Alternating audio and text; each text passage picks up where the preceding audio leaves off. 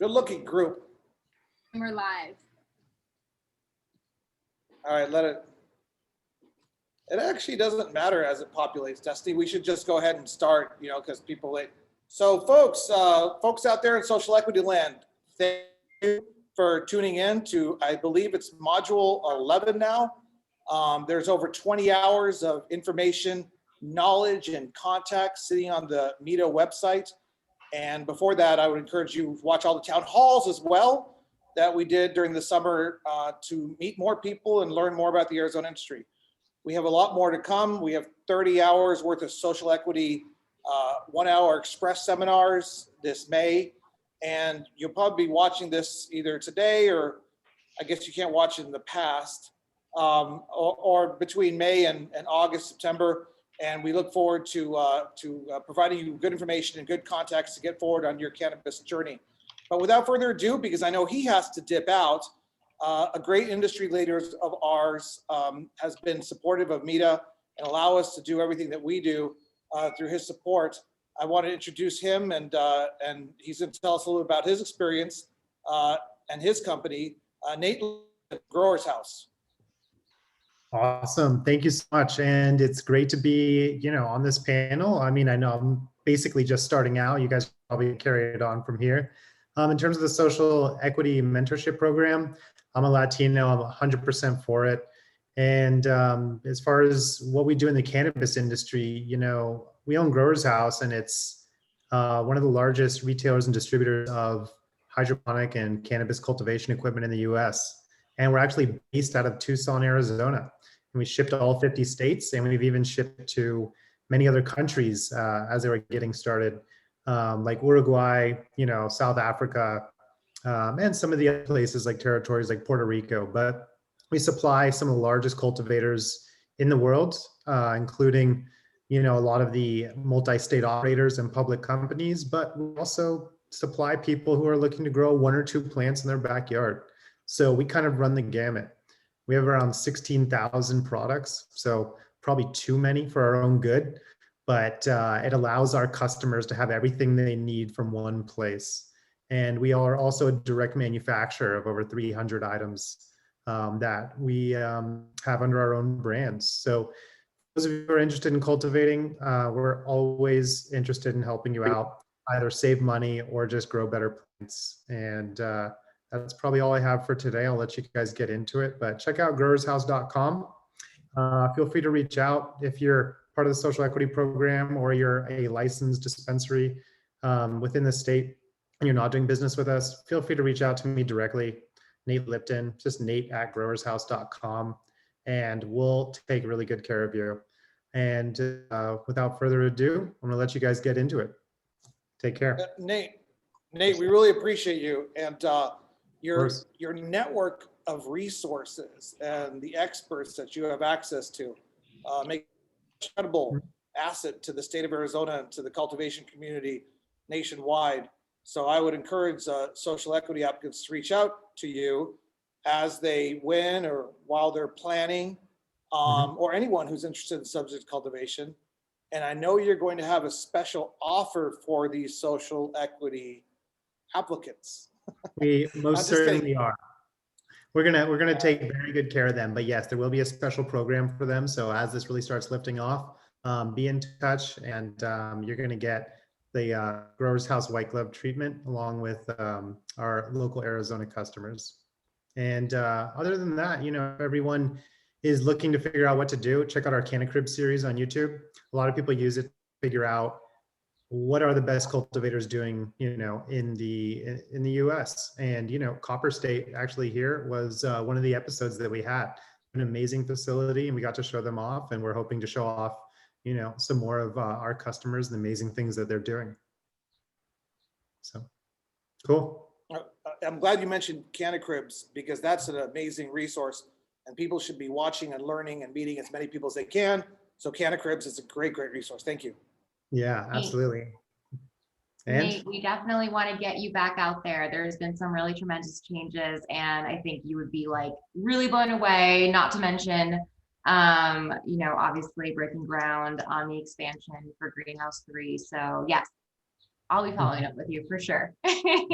That sounds great. And a cool fact about Copper State, we're filming there, and you go to film in one of the greenhouses, and you realize that you forgot the right lens that you had for that shot. It took us 15 minutes to get back to the car to get the lens because their facility is so big. So if you're going and traveling there, make sure you don't leave your chapstick in the office. So, okay. And wear sneakers. Oh, thanks. Yeah. It's a dip. Anyone have any questions about Grower's House or Nate or how he became such a industry champion by age 21? You guys said you're based in Tucson, so you started in Arizona and grew from there? Yeah. I did the same thing in California prior to moving out to Tucson, and then moved to Tucson, opened it up. We're opening another physical location in Phoenix this year, and maybe one on the East Coast as well. But we do ship to all 50 states. We ship, probably 50 pallets and a few hundred packages every day. So, yep. Nice, that's awesome. Well, congrats on all your success, Nate. We really appreciate you being a part of the program. Cool. Likewise to Yeah. MITA. Scottsdale Community College, remember, as you're putting together your program, Grower's House, Arizona owned. Great people to work with. Absolutely. Cool. Okay. Thank you, Nate, for joining us. Thanks, Nate. Yes. Have fun, everyone. sir. Now, let me get to another one of our industry leaders and someone whose entire team stepped up tremendously to help our social equity program evolve its content and reach out to more individuals. And I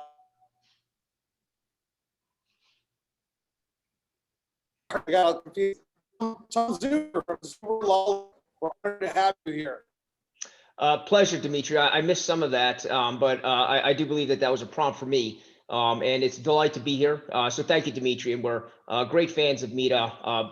It's an honor to, I think, hope you don't mind using the term friendship, but I have this friendship between Zuber Lawler and MITA, and I think you're doing amazing work out there. And I have to say, admiring you from afar, I'm seated in Los Angeles, California. You do a great job. You really do. I've seen a lot of state organizations of this sort in the cannabis industry, and I think MITA is really tops. So it's great to be here. Also, the focus on social equity is well placed.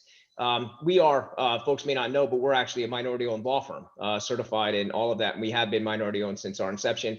So diversity is a big deal to our law firm, and it's actually part of our firm mission statement is to increase, the notion that collaboration occurs better in a diverse context, and diverse companies can deliver better services and products. So this is a sweet point for us, and delighted to be part of the conversation. Thank you, Tom. Dimitri's asked me to jump in, having some internet issues as we anticipated. So would love to hear just a little bit more about your firm and what you're doing with some of the clients for any of those social equity applicants that are going to be in need of your services. Sure. Thank you for that, Caleb. I appreciate that. So just a quick spin around the firm. We have under God 7 offices now. Los Angeles, of course, where I sit. Phoenix, Arizona, where my colleagues, dear colleagues, Janet Jackman, Robert Mandel sit. Then we also have offices in Chicago, in Silicon Valley, Austin, Texas, Denver, and New York City. We represent a long list of Fortune companies and funds and financial institutions, government entities, not only in the U.S. but around the world. We have attorney selectivity standards about as high as they get. What makes us a bit different, unique even, is that we've been representing leading cannabis companies for over 15 years. And it happened sort of by accident out here in California, the first state, of course, to go medicinal before it was legal at a recreational level anywhere. We were representing leading cannabis companies on their higher stakes deals, on their litigation, on their IP, on regulatory issues. So that's sort of unique for a bona fide corporate law firm to have been in the space even for a few years, much less over 15. So indeed, the understanding of my colleagues and I in relation to doing higher stakes matters, deals, litigation, IP, regulatory issues, international work when it comes up, expansion across state borders, our understanding of the plant and these matters relating to the plant is, I think, unsurpassed. Also on the social equity front, we are pleased to be contributing to MITA's efforts in this regard. And we've done so here in California and in other states. And so getting this right is a challenge.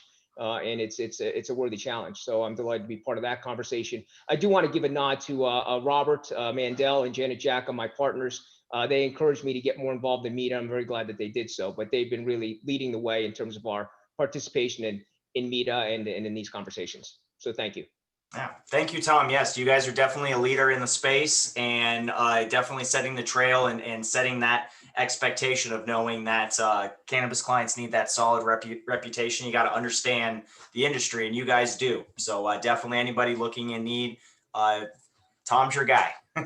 Appreciate that, Caleb. I will do one promotional note. We were named Cannabis Law Firm of the Year by the #1 business magazine in cannabis, marijuana venture, and similar sorts of accolades from others, but that was the most recent one. So very pleased to have that acknowledgement.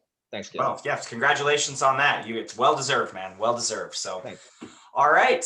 Does anybody have any questions for Tom? Very wealth of experience there. Okay, let's go ahead and shift over. So I'm looking forward to learning more about Mr. Raul Molina. Definitely become a leader in the space over the last few years. So would love to hear more about you and hear more about Mint and what you brought you here today. Well, you guys invited me, and I'm very happy to be here. Very happy to just put in a little piece to the puzzle to how everybody's going to get to the social equity when it finally hits Arizona. Tom, just so you know, we also use Janet, and we spent most of the day on the phone with her today. So we also use Super Lawler, and it's very important who you pick to represent you in a lot of these different situations, because if you get the right party, a lot of the times it's half the work. So thank you for everything you do, Tom, and thank you for your team here in Arizona. As far as the Mint dispensary, we're in Arizona. We just opened our 3rd store. We are in other states. We have 3 stores in Massachusetts. We have 1 in Missouri. We have 5 in Michigan, and soon we're hoping to get allotment out in Illinois. Right now, we're basically concentrating on our 3rd store opening here on Bell Road in Cape Creek. It's been going very well. We had a soft opening. We'll have our grand opening for 420. Just kind of works out very well. But it's been incredible. We're doing about 500 people a day with no advertisement, no weed maps, no leafly. So we're thinking that as soon as we light all that up, it's going to get a little bit better. But we're just thankful to be in the industry. We know it's a big responsibility to do things right and, to show right. I myself am a minority also, and the Mint dispensary is 100% minority owned. And once again, just happy to be here and happy to be part of the group. And thank you for inviting. Yes, sir. Caleb, I'm back. I'm sorry. Go for it. So I apologize, Tom. I apologize. Right as you said we were doing a good job, I dropped off. So we have 200 megabyte download at the office. I'm in Mexico. We have 10, fluctuating on 9. So I apologize about that. Yeah. But Tom, I wanted to thank you for all your support and for all your participation in your company. Tina is doing a fantastic job. Janet and Robert. Robert, I mean, you picked up the best from Arizona. Janet, it's incredible. So thank you, Tom. Thank you, Dimitri. Did I miss anyone after Tom? No, we had shifted over to Raul and you jumped back in. So Okay, Thank well, you, I get to say hi to Raul. Now, Raul, he pointed out 100% minority owned. That is very, very important. And I think Raul is going to be, as well as Nate and some of our other individuals out there, some of our best social equity mentors as this program gets developed and comes to fruition. So Raul, we again appreciate you for being around and look forward to helping you introduce you to other people and stuff. And I know you're like, didn't you like pull yourself up from the bootstraps? I don't mean to get into your you're history, fine. but Yeah, basically 4 or 5 years ago, we put everything we had in the world into this project, and it's been working out incredible. I wouldn't change it for anything else. I've been involved in a bunch of incredible projects in my life, and this one by far is the best. I recommend anybody that wants to get into the industry to get into the industry, and I will definitely be making myself available for anybody out there that's looking for any kind of information or anything that I can help with. yeah, and folks, 2 hours, that's the most important messaging that you're going to hear today, is these individuals are offering themselves out to help you, which is fantastic. Can I go on, Caleb, until I get cut off by the Mexican internet, the Telcel police? Yep. Let's go to Chris Ross. Chris from Columbia Care. Tell us about Chris and tell us about Columbia Care. You're on mute, Chris. Columbia Care is a multi-state operator where we serve 18 jurisdictions, both in the U.S. and international. I think in total we have about 80 dispensaries, and probably over 100 facilities. I'm the regional vice president for the Western US, so I lead our P&L development for Western US. And currently I oversee Arizona, Utah, and California. It's a pleasure to be here today, Dimitri. I think that you guys are just doing exceptional work. I'm also, personally, I'm also a minority. I'm Mexican American, so this work is dear to me. And I think, like others echoed earlier, whatever an applicant isn't getting in this seminar today, I'm happy to spend the time outside of this to provide any stewardship or mentorship as needed. So please feel free to reach out to me with any needs. I'm happy to, again, I believe in this program, and frankly, I think the stronger that we are together, the more that this industry is going to do together. So I'm happy to lend a hand wherever needed. I feel like Benito Juarez today. Mi gente está en la casa. I'm just, I got Nate, I got Raul, I got Chris. This is great. Tom, I'm going to give you an honorary paisano today. So I've been in Mexico too long. So but big things happening in Mexico. MITA's going to do a really big program on that. I got some commitments today from some pretty high people to do stay connected to our email list, because we're going to have a pretty high level briefing webinar on Mexico. MITA's going to do it. So another subject. But Chris, where did you come from? None of us were born in the cannabis industry. How did you migrate in? Yeah, sure. So I spent 20 years in retail / CPG operations and marketing. I had about a decade stint at Target. I was with an organization previous to that in the Delays organization, which is the food industry. It's a former European company. So I've done a number of things, and honestly, social and civil liberty is a big deal to me. And, I've seen firsthand what cannabis has done for people. And honestly, I wish I got started early. I got started in 2018. A great opportunity opened up for me to, take over a pretty well-run company called SWC here in Arizona for Columbia Care. And, really good people. And since there, it's blossomed for me. So I love what I do. And honestly, this industry is just so robust with opportunity that honestly, I feel super blessed. I can't wait to go to, it's crazy. I can't wait to go to work the next day. I'm up at night thinking about what I could do and how to serve the community, how to serve the customer. And so it's a passion of mine. And like I said, it's a real blessing to be in this industry. Excellent. Thank you, Chris, for joining us. Dr. Humble or Dr. Barbara, we'll get to you guys in a second, but do you guys want any questions for Chris or Raul? Caleb? Well, yeah, just a little side fact. I helped start SWC with Columbia Care guys. So yeah, that's great to hear. Just that setting that foundation that's still going strong. So yeah, glad to hear it. It makes me feel good. All these connections, Tom to Columbia Care and Raul and Zuber Lawler representing them and you working for Columbia Care. So I didn't know any of this stuff. So I'm finding this out firsthand. So thank you. I found that the cannabis industry is a little bit like high school, right? So feels like you're walking down the hall and at some point you just know everybody in school. So it's kind of cool that way. I mean, it sounds silly, but it's really true. So it's a community more than other industries, I think. Tom, after all these years, my head kind of exploded with contacts, and I kind of, shut down a little bit. So this is really good. Yeah. Thank you, Tom, and thank you, Chris. Thank you again, Raul. And now we move on to our next guest. Let's go with Kim from Proven Media. Thank you, Dimitri. Thank you so much. Thank you. Very nice to see everyone and meet the individuals that I haven't met before. I'm Kim Prince. I'm the founder and owner of Proven Media. We are a PR and marketing communications firm. We pivoted into cannabis into 2014. And like you, Chris, we've never looked back. We love the industry.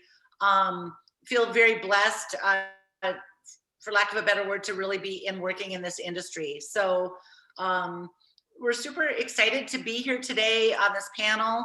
We work with 3 clients right now who could qualify for social equity as we think it's going to unfold. We have a incentive program for companies that think they would qualify for social equity. And really, we're very lucky. We work with Allie here at Copper State. Tom, I serve with Janet on the AZ Cannabis Chamber. You know, I look at Parisa, we have teamed up before, Dr. Barbara, we've helped it in a slight way. So what we do is we take great visionaries in the cannabis industry, and while they're busy running their business, what we're able to do is pull out what's going on in their head and put it on paper so they can communicate it to the public, to their customers, to their stakeholders, to their investors. So we feel very strongly that being able to communicate what you want to convey, whether it's on your application, whether it's on your press release, whether it's in your newsletters, can help move the industry forward. So related to, I want to laugh. My own father's from Greece, and I think so many of us connect here on our roots, or being first generation, or being a social equity applicant. I do want to thank, again, give Dimitri a huge shout out. We were able to do a press conference for President Vicente Fox when he had his book tour, thanks to Dimitri, who opened that door for us. So again, we just feel very strongly in communications. We don't think strong communications ever go out of style for the cannabis industry.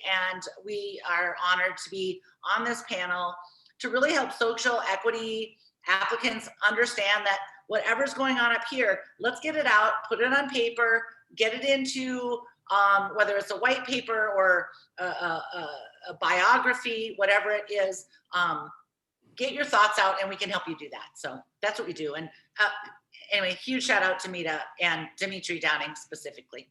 Thank you, Dimitri. A joke. If I could just get my friends in Sinaloa and President Fox's team to get on the same page, I might be able to make a lot of money in Mexico. I'm just kidding. There you Raul go. got that. Yeah. We love Mexico. Viva la Mexico. We have a house there. Definitely. Yeah, actually, I'm down here. The lifeguards are selling marijuana. They've been selling marijuana for 20 years. I don't know. It's going to be wild down here. So, yeah, thank you, Kim, for joining us. Any questions for Kim? Tom, Allie, anyone want to jump in and say Kim? Okay, we'll keep going. Great to see you, Kim. So let me introduce. Oh, go ahead, Tom. Just saying hi. Great to see you, Kim. Thank Tom, you. where'd you go to law school? You dropped out. I dropped out while you were speaking. Where'd you go to law school? I went to Columbia Law School in New York City. Like the Columbia? Yeah.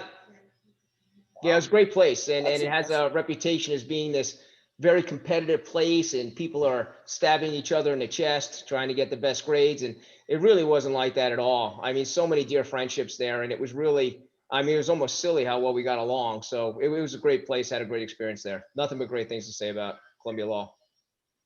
Oh, I just knew it as the place Ghostbusters was filmed. Sorry. I'm just kidding.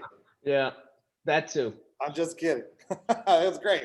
Never forget that. Bill Murray says, you don't know what it's like out there in the private sector. They expect results. Anyways, sorry. I went to U of A Law School. Congratulations. Columbia's top in the country. Now I understand your success. Congratulations. Appreciate it. Thank you, Kim. Parissa's in the house. What's up, everybody? Feels you like doing? it definitely feels like a high school reunion right now. I haven't seen all of you in so long. This is great. Are you ready for April 28th? I'm so ready. I've been ready. I can't wait. We have 221 RSVPs. We have to cap it at 300 for the whole lobby and upstairs. So make sure you RSVP. Tell us about Parissa. Tell us about Parissa. Tell us about all your projects. Tell us about who you are. Yeah, thank you, Dimitri. For those of you who don't know me yet, my name is Parissa Rad. I am the founder of MJ Mama Consulting. I also go by the Marijuana Mama on social media. I got my start into this industry because my daughter was a patient or is a patient, and plant medicine has given her a lot more time and with us. My daughter's in palliative care, so she has a very severe chronic illness, and cannabis has really turned her life around and our whole families at this point. So about 5 years ago, I got into the industry because my daughter was using the medicine. And I decided at that point, after meeting and connecting with so many amazing people from Women Grow Phoenix, which was ran by Kim Prince and Sarah Gullickson and Maxime. At the time, I realized, oh my gosh, I could bring my professional skills into the industry. So I have a marketing background. I received my degree in agriculture business and a minor in marketing from New Mexico State University. Not quite as fancy as Columbia, but you know, I'm from a small town, but I've always loved the medicine and love the plant. I thought it was very amazing in college. I had a lot of great times with it. So I had fond memories of it in the past, but I never understood it as a true medicine until my daughter became severely ill. So anyways, fast forward now, being in the industry after several years, I've been able to work with amazing brands and clients all over the US in cannabis, helping and working to develop events, specifically marketing events and doing social media marketing. So that is my area of expertise. I currently sit as president of 420 Collections, which is an edible and skincare line in the Arizona market. So my career has been all over the place in this amazing time that I've been with the cannabis industry. I've also had some time with Women Grow and was able to produce events all over the US. So it has been a very fun ride, and I'm excited to be able to be here and have this opportunity as a minority woman working for a minority-led women-owned company. I would love to extend the offer out to anybody who is new to this industry to be able to reach out to me personally, as I remember what it was like being brand new, and it can be overwhelming and intimidating. And I'm happy to share my knowledge and expertise with those newly entering this space.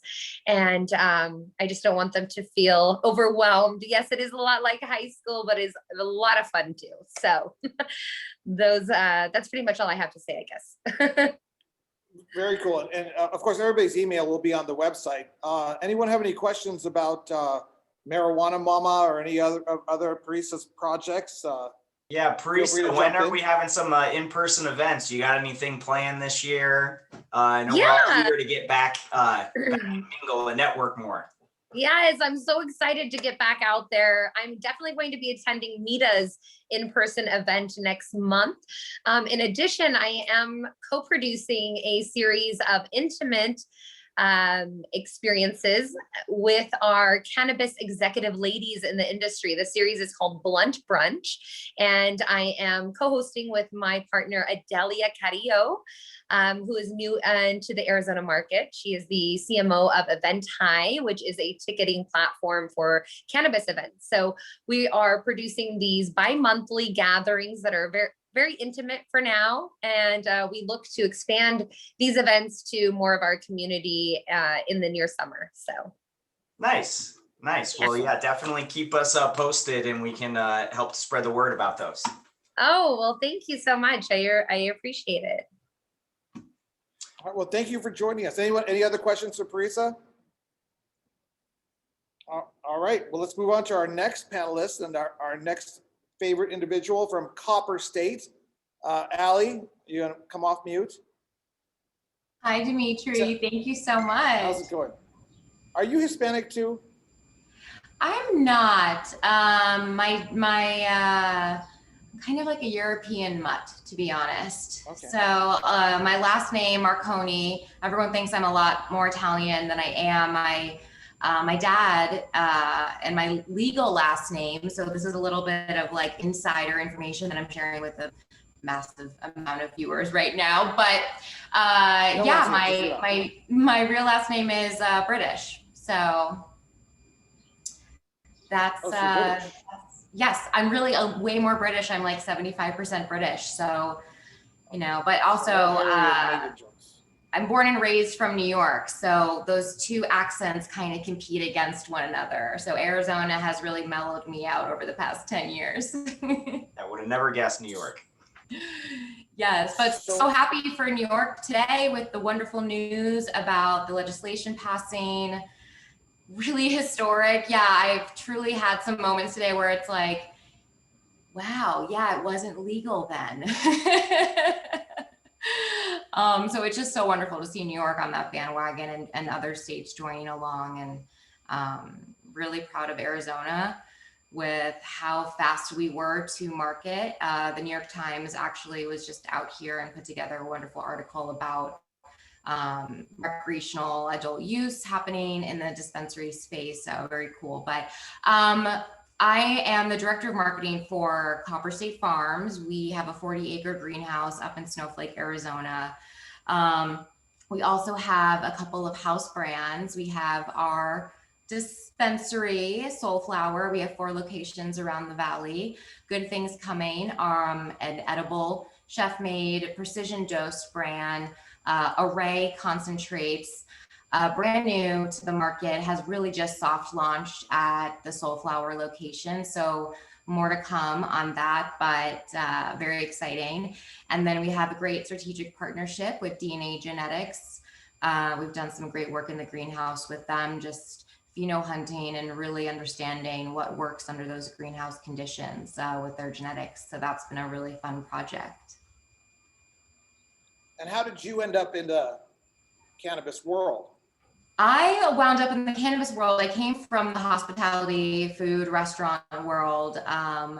And the chef, our co-founder behind the edible brand, was Aaron Chamberlain. He was, when I was, new in the marketing world at a PR agency, when I was just getting my feet wet, he was one of our clients. So we had a relationship there and just always stayed in touch. Hence networking, it's key. And yeah, I was in a position where I felt like my head was hitting the ceiling and I was ready for that next challenge, and learned about this opportunity with Copper State, and an internal light bulb went off and it was like, yes, let's do it. And I have been learning every day. Very similar to what Chris said, like I wake up excited. I go to bed thinking about work. I wake up thinking about work. That sounds really sad, but it's so true. And it's wonderful to get to be a part of this and really be part of access to cannabis, but also, establishing this social equity program. I mean, this is just the beginning of so many wonderful things. So. Oh, your group over at Copper State is incredible. If it wasn't for them, Zuber Lawler, Weed Maps, and Weed Maps, I can't say enough good things about them. Weed Maps, Scottsdale Community College, Dr. Humble, we wouldn't be able to create what is now online and what is going to be more online. And we're going to have about 100 hours of knowledge, information, and contacts available by the end of May. Boom. Social equity drops in a huge way. For those who haven't found out from our family or friend who are paying attention now, huge way in Arizona. And more people learn and study, not just for the social equity, but the adult use industry. Meet everybody. This is just, and it's because of companies like Copper State, Zuber Lawler, Weed Maps, Scottsdale Community College, and of course, Dr. Humble, former DHS director. We'll get to him in a second.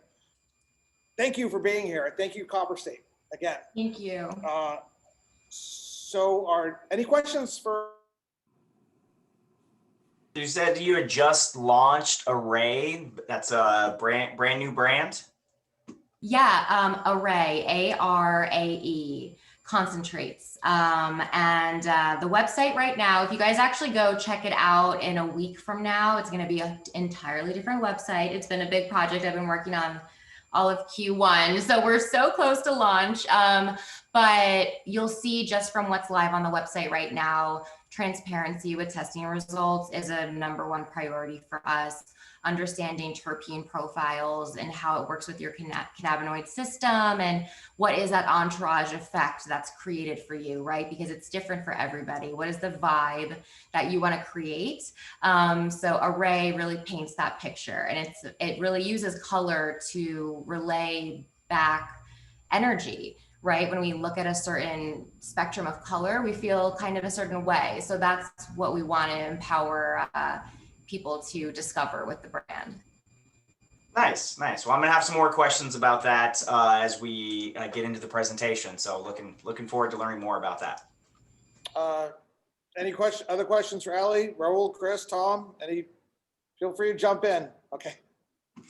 We'll keep on going. Excellent. Let me get our last panelist, our last expert is Ronnie, who you're gonna have to come off mute. You know, Ronnie is with the New Times, and as we all know, you know, New Times is kind of the go-to place for cannabis information in Arizona. Tell us about Ronnie and tell us about New Times and what you guys do. Dimitri, first I'd like to say thank you to you and Kim and everyone for allowing me the opportunity to spend some time with you. MITA has been tremendously important to the industry and establishing its growth and its footprint within this market. And you guys, the organization does tremendous work. So my name is Ronnie Cody. For the last 11 years, I've been with the Voice Media Group. That is the parent company. The paper asset in this market is the Phoenix New Times. We also own the Denver Westward, which has a huge footprint in cannabis. And then we own the paper in Houston, Dallas, and the Miami New Times also. We also own and operate V Digital Services. And as a senior account executive, I specialize in one division of that agency, and it's called the Marijuana Marketing Experts. So MMX and the Phoenix New Times, we work hand in glove with cannabis, whether it's a dispensary or a brand or a provider or somebody looking to work within the industry. And our sole goal is to provide the right message to the right person at the right time. And that's really what we excel in, is speaking to the cannabis consumer, educating the cannabis consumer, and then getting our clients and our partners in front of those people at the right time. Denver really cut its teeth. We were the first media company in the United States to actually work with a political action committee to promote the legalization of cannabis, and that was in our Colorado market. Excellent. Well, we thank you for being here. Any questions for the New Times? You know, Ronnie is filled with data, information, knowledge about the cannabis industry. You're a tremendous resource, you know, and I do respect. Shout out to the New Times. They were one of my first advertising avenues with SWC. So John LeBate, shout out to him as well too. I know he has moved on, but yeah, you guys were instrumental in helping us to get the word out and get our brand built. So yeah, thank you. Well, we do supply to you know what we should do? Media. We should get the New Times owners. Go ahead, Ronnie. Go ahead. I was just going to say we take a survey. We use a company to survey our readers. It's called Media Audit, and the 2019 survey came back, and 75% of our readers use cannabis. And we often joke that if they drug test you here in the office and you pass, you can't work here. But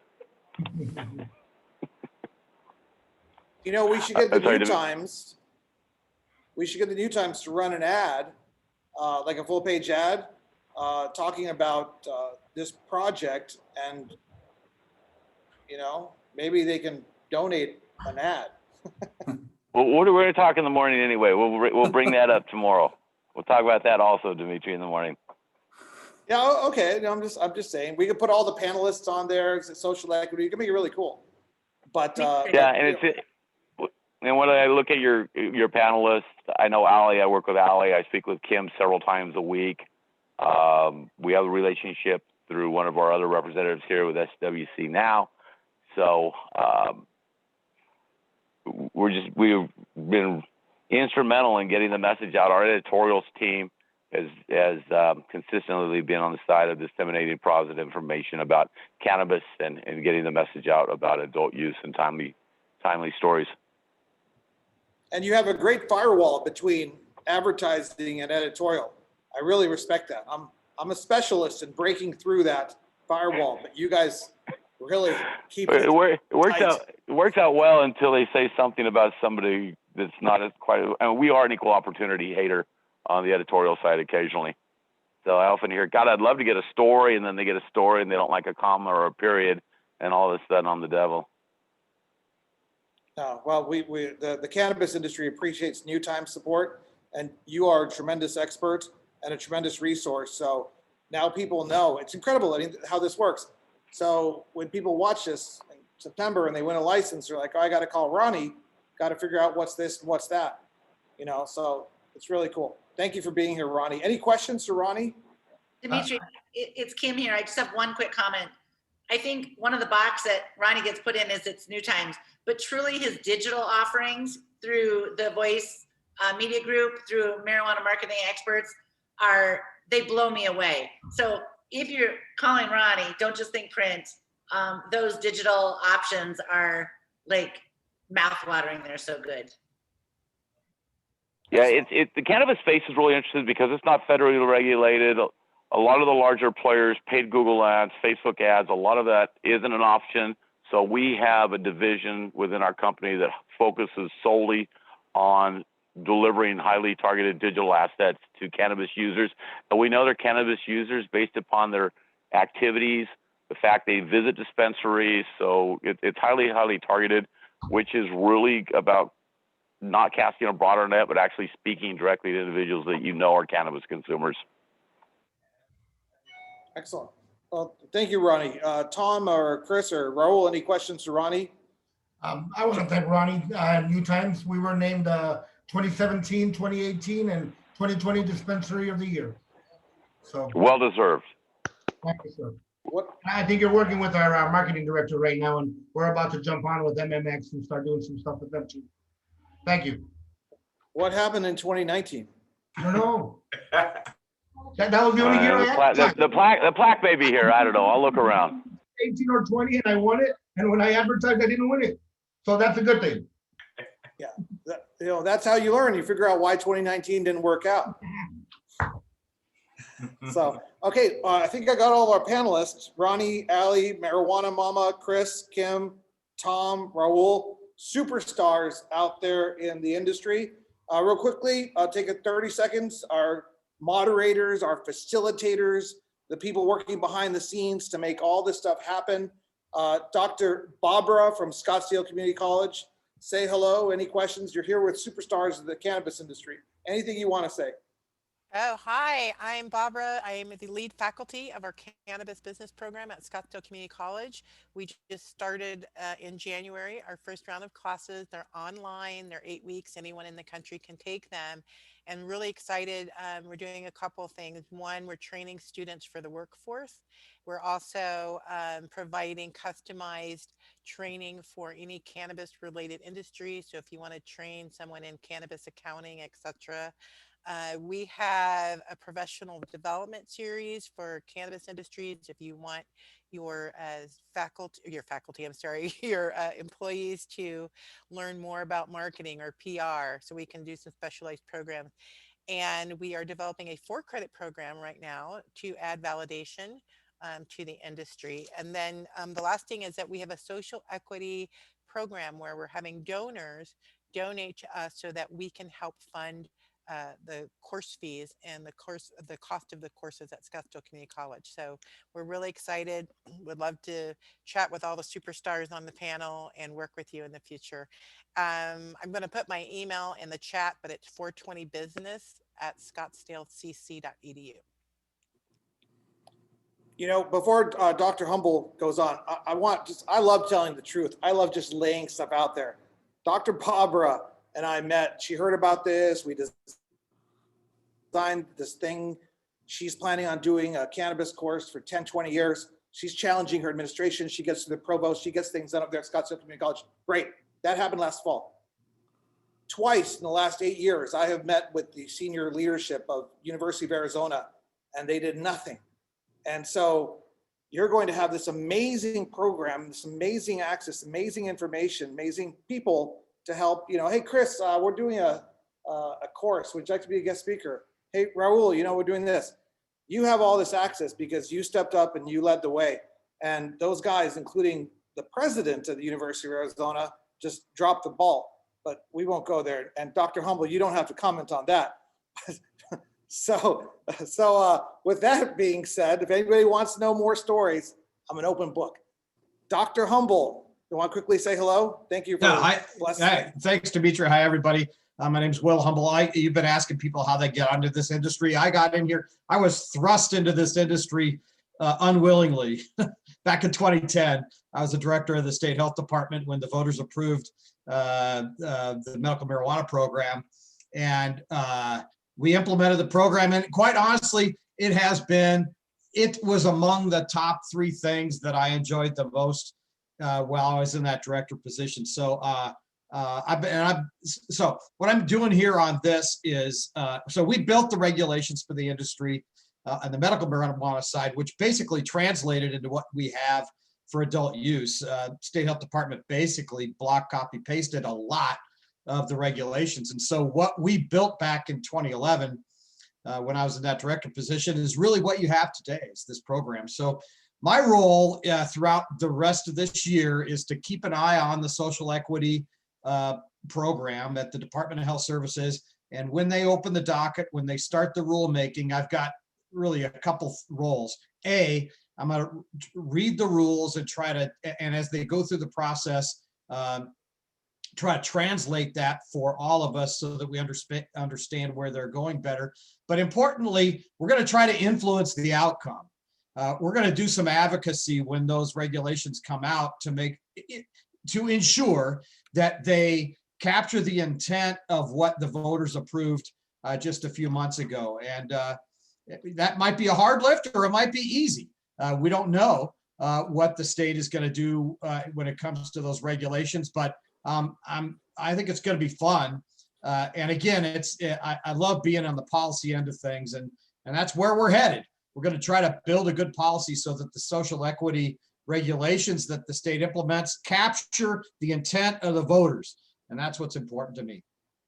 And then once it's all laid out there by the state, we're going to do 4 or 6 hours worth of Dr. Humble interpreting and assisting the social equity applicants in giving them direction before they go hire their lawyers. So what I'll do is help us all read the rules that the department comes out with and make that consumable so that we all understand what it said. The words it says on paper are going to be different from what it means in real life. And we're going to translate that to real life so that the applicants, so that prospective applicants understand what it is, the process that the state's going to roll out for how they're going to allow the competition and what they're going to do in terms of selecting the successful applicants and how you can be competitive with that process. Right, and we appreciate you participating. I know you left the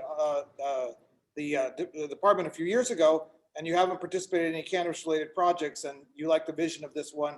And this is one of your first participating projects. No, the first thing, when I left the department, I got hit up by all kinds of people trying to get me into the industry, and I'm like, look, I'm core public health. I'm sticking with public health. But Dimitri called me, and I couldn't say no.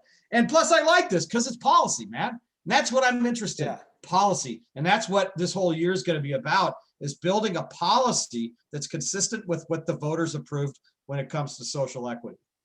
I know Raul's over there thinking, I should have called Will. Just kidding.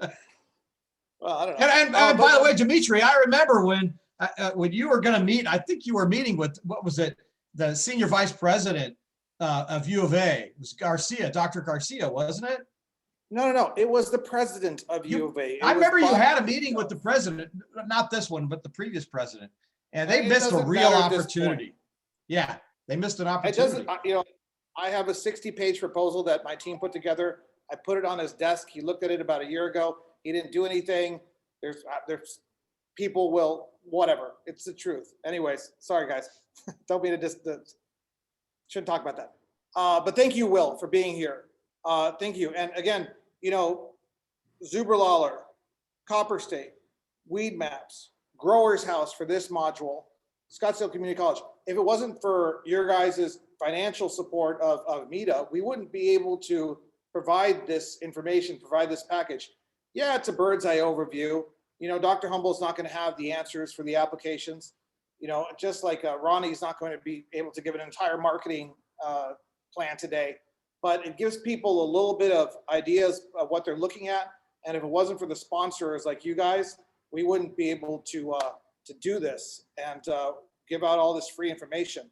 So people always ask me, how can you guys do this? And it's because of the commitment of panelists like yourself and companies like Copper State and Super Lawler here. Weedmaps isn't here and Scottsdale Community College is here. But okay, so any questions for Dr. Humble before we get on to the academic, more meaty part of the presentation? Tom, Allie? I think we're Jim? good, Dimitri. We can go ahead and dive in. Okay. All right, let's go. Caleb, take it away. Oh, All right. Caleb, take it away. That's what I'm doing, man. All right. So I want to just bring everybody up to speed. We are in week 11. So this program has been designed to start at the 100,000 foot level and gradually get down to each different aspect of operations. We've looked at retail, cultivation, manufacturing, encouraging responsible use is what we talked about last week. And this week, we're talking about creating, reaching and retaining your customers. So now you've passed the point that you're open, you've opened the doors. How do you get your customers in the door and how do you retain them? Because ultimately retaining your customers, which you're going to hear on the panel today, is the most important thing. So another shout out to all of our sponsors. Thank you for everything to help make this program possible. I am Caleb Tice from Canna Owners. I am a boutique consulting firm, handles all aspects of operations. I'm here. There's really not much that I haven't been involved with in the industry. So happy to be a part of the program. So we have our tremendous panelists today that you have already gone and met. So I'll leave that up just a minute with their contact information. It is going to be up on the website as well too. And we appreciate everybody taking the time and committing in order to give back and help to make this program what it is. So the objectives and the outcomes of today are going to be, so by the end of this session, the attendees will learn current marketing trends and advertising strategies to reach your customers, some cannabis marketing best practices as used by industry leaders. You've heard a few mentions that of some uniqueness of the cannabis industry, so you'll learn some of those today. How to plan your team's outreach to vendors and build those relationships. And finally, the importance of maintaining good public relations for both dispensaries as well as for brands. Okay. So we'll go ahead and dive in. So current marketing trends. So we got a couple questions posed on here, and let me go ahead and stop sharing my screen. So I would love to hear from Kim. What are some current marketing trends that you are seeing in cannabis? Sorry, I was muted there. We're doing, in terms of trends, how do I put this? What we still consider to be the most effective way to reach your customer, maintain your customer, whether that's a consumer of your product or a stakeholder in your company, is really by using a media mix of tools. So we love using a variety of communications tools. It might be, like I said, it might be some digital stuff with Ronnie. It might be some press releases, maybe some social media with Parisa, and really creating a mix to design to create momentum. So in terms of trends, of course, we're seeing like the reels are very popular. And of course we love TikTok. I have to cut myself off. I can't be on TikTok because I'll be on it like till 3 a.m. looking. But my point is this, in terms of trends, definitely weave in trends that you're seeing in cannabis, whether it's any one of those, but always come back to the fact of creating a mix of really solid things.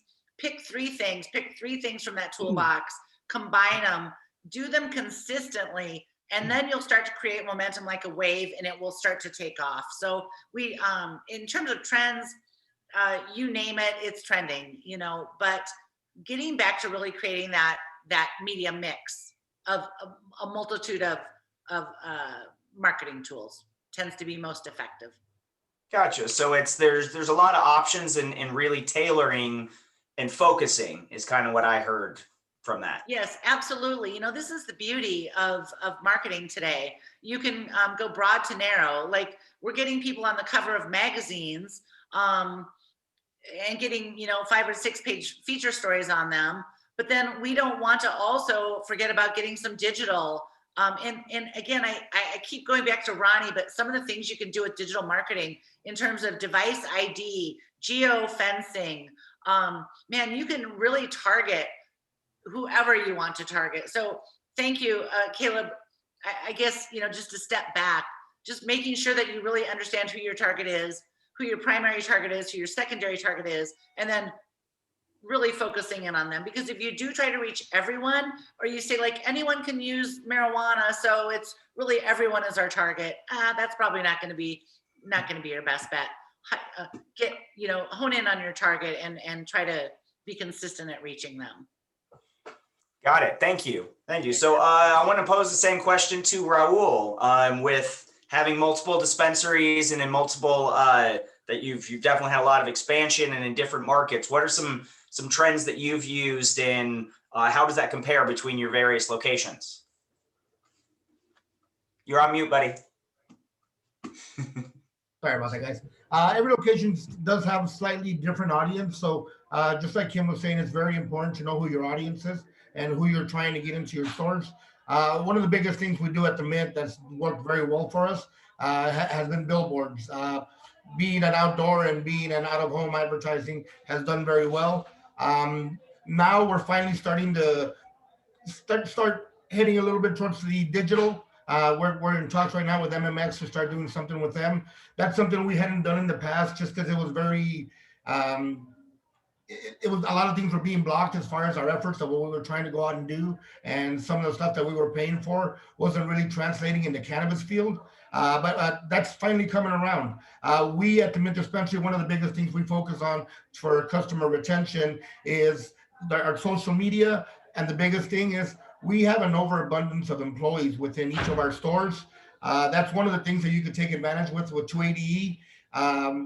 That's one of the only things that you're able to deduct. A 280E is going to be very important. We'll have to reach out to Super Lauder for that. But at the same time, having just over servicing at our dispensaries and taking care of the patient and now our rec customers has been huge with us. So making sure that they're taken care of, making sure their experience is incredible, making sure they're taken care of. We're huge on notes and our POS system and how we take notes and how we try to get to know each patient, even though, we're seeing 1,200 people a day in Tempe, 1,000 people a day in Mesa, and Bell's already doing about 500. So it's getting a little bit harder, but if you have the right employees and you train them the right way, it's been huge for us. So customer retention's really been taken on a personal level for me. Relationships, that's ultimately what it is. That's I actually remember my time at University of Phoenix. I had 500 students that I had to remember stories and took notes on every one of them, and that was how I created that relationship. So I'm glad to hear that you're doing that. I hope you guys picked up on that that's building loyalty. So thank you, Raul. Appreciate that. And Caleb, since I got Raul here and Chris, I've been thinking a lot about these licenses that are going to be issued. It might be a good idea for these license holders to partner up in some sort of franchise model with existing dispensaries that have a reputation. It might be a few percentage points here, but it can give you a leg up on the competition. And whether it's Columbia Care or the Mint, we all know this stuff, but I'm just throwing this out there because it's going to be thought through and analyzed, but it's actually a good concept. Dimitri, I call that jumping on a moving train instead of getting the train to move yourself. Find a way to partner to get on a moving train. Well, just make sure you're papered up correctly and your contracts are all done correctly and your legal work is done properly. We got Tom here to take care of that. But you jump on the Mint train, you might be better off than going solo. So I think that's something we're going to see a lot of discussion and thought about, because a lot of people will initially say, well, that doesn't feel right, but it's right for them. You know what I'm saying? So we need to look at that and talk about that carefully. And we'll do that way down the line. Sorry, Caleb. You're good, man. You're good. So I'd love to learn from Parisa. I know you said that you recently transitioned in from a different market. So I would love to hear just on some of the things that you're seeing of how it compares to the previous industries that you worked with. Oh, okay. Well, I've been in the marijuana industry professionally for about 5 years now. Okay. And I think as somebody had pointed out, the biggest difference in our industry is how close it is and how many people know each other, much like that high school experience. And a lot of business is done based off of relationships. So it's going to be imperative for their success to be able to go out to events, network, get to personally know people, spend time building relationships in the industry, because this industry, unlike many others, they're not going to necessarily do business with you because you have the quote best product or best price. It's going to be based on those relationships. It's based on trust. You know, this plant has always been based on trust, right? So I think that the culture still lives in this professional community as well. Definitely. It's relationships, coming back to it. Chris, same question to you. You said you had over 20 years, completely different industry and coming in. What were some of the immediate things that you saw or that you expected? And what was maybe one thing you didn't expect that was different? Sure. So, I mean, previous to cannabis, I worked at, billion-dollar company as a big target's probably $70 billion company annually. Delays probably $30 billion company, and then go to, much smaller industry. I'd echo what Parisa said. One of the things that jumped out to me is just and Raul for that matter, just the relationships and the outreach. I think, if I were thinking about the target audience for the purpose of this seminar is, supporting a new license holder who's new to the industry, as an operator, your working capital is just so important. So, how you spend money and where you decide to advertise and how you decide to advertise, I would put a personal mission to spend as little money as you can advertising, and really focus on ways that you can glean the same effect by not necessarily spending that capital. You're going to want to sustain that business. So really like digging deep and looking at ways to generate outreach.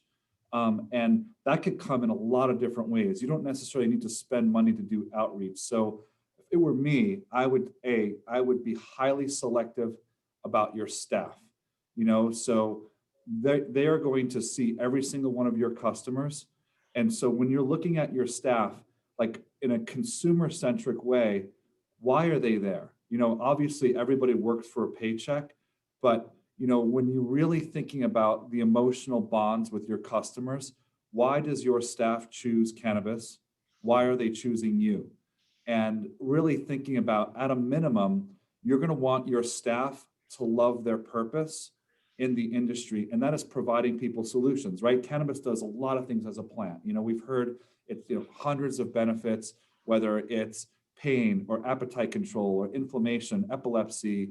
You guys all have heard this. Possible social anxiety, or just somebody that's looking to decompress with friends after a long week and wants to have a fun night. Lots of different needs. And why does your staff want to be in the middle of that, between their need and your business? And so if you pick the right one, and everyone knows this, the right bud tender or the right sales agent brings customers back. They drive higher ADS, they drive higher UPT, they drive all of the metrics that are critical to your business because they're engaging, they care about people, they care about their purpose, and they care about the end user. So that's one form of outreach that I would highly consider, is just the interface that your customers have with your staff. The other one that I think Parisa or Raul both mentioned is, how are you leveraging other relationships in the community? Like, how are you dovetailing your partnerships with vendors? Caleb, your question was, how does this industry compare to my other experiences? I think in that way, it's very similar. Whether you're a $1 billion company like maybe Target, those vendor partnerships are critical to Target as they are critical to a small, dispensary or two store operator like SWC perhaps. Your vendors, they keep you in stock, they provide you with the best quality goods. And frankly, if you have that network and those partnerships, there's a lot of creative ways you guys can work together to create win-win opportunities for your brands. So again, if I was going in and I had, not the deep pockets backed by, a multi-state operator, and I was doing this myself, boy, my staff would be 1, my outreach would be 2, and my vending community would be 3. Thank you. Yeah, and I think it's really important to note, Chris, I saw a lot of parallels as well, just in things that I was learning about other aspects of business, and take cannabis out of it. It's ultimately it's relationships. I think we've probably said that word about 50 times thus far on today's session. It's creating that relationship and the loyalty between those customers. So Ronnie, You're going to have to, before we continue on. Oh, I thought Dimitri was going to say something. I apologize. oh, no, I was just going to say, you're going to have to contact Chris directly to find out what ADS and UPT is. Average daily sale, and then units per transaction. Don't give it all away yet. I feel very, very fortunate working for the Phoenix New Times. We are actually celebrating our 50th year as a newspaper. And in today's world, that says a lot when you've been around for half a century and are still successful as a print publication. So when we talk about advertising, there are a number of pieces. Are you focusing on acquisition? Are you focusing on retention? Right now in this market, because it is price sensitive and it is at some level deal driven, there's real importance and possibly some neglect on the retention end for current patients and current adult use consumers. When the adult use consumer came into the market initially, it was all about information, who we are, that we're here, education, why I'm different, what my brand is, how it benefits you, how it affects you, what is your dosage, what do you need to consider when you're purchasing, and then the last part is activation, getting them in the door. When we talk about activation, Kim mentioned a product earlier. It's called Device ID. It's a phenomenal product. It's highly targeted. I actually have the ability to track your cell phone signature because you've been in another dispensary, and then I can serve you an ad knowing that you're a cannabis user because your cell phone signature I captured while you were in the dispensary. Highly, highly targeted, highly effective, very sexy, and has a great ROI. Why would you want to spend advertising dollars? You take your advertising dollars and you're only serving an ad to a person you know was in somebody else's dispensary. And then I can track when you walked into my dispensary. Or if you're a brand, I can track the number of people who came into a dispensary where I serve my brand. Highly effective, great ROI, good reporting on the back end. Love it. And it's all app-based. Sorry, go ahead. I didn't mean to cut you off. And it's all app-based. I'm pulling your location from all the firing of your apps. So you're not within 100 yards of the dispensary. You're not within a mile of the dispensary. You're inside the front door, and I know that because your app is sending your data to me. You've got me serving the right ad to the right. Huh? You've got me backtracking, thinking about all the places I've been in the last few weeks. But it's about serving the right message to the right person at the right time. Yep, and definitely important. I know Raul mentioned about 280E. That is one thing that is unique. Straight advertising dollars are 100% not deductible. So anything that there's very unique strategies and unique things about cannabis that you have to consider. And I really liked the focus on relationship and building those relationships. So ultimately, the dollars that you're spending to your staff, giving them in time after time after time, those are deductible. So it's kind of a different world. Just real quickly, Tom, is there a particular accounting group that you guys work with for your customers, or do you solve all those 280E questions yourself?